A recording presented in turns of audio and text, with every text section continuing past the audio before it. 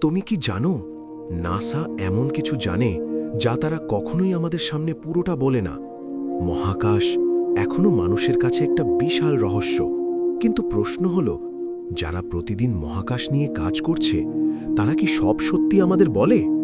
অনেক মানুষ বিশ্বাস করে নাসা অনেক তথ্য লুকিয়ে রাখে, যেমন ইউএফও বা অজানা উড়ন্ত বস্তু, অন্য গ্রহে জীবনের সম্ভাবনা, এমন কিছু ভিডিও যা কখনো পাবলিক করা হয় না।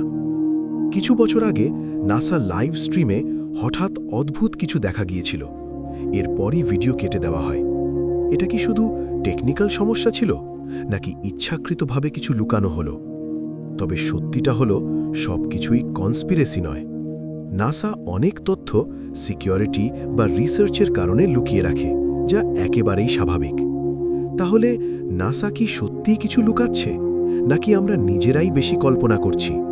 তোমার মতামত কমেন্টে জানাও।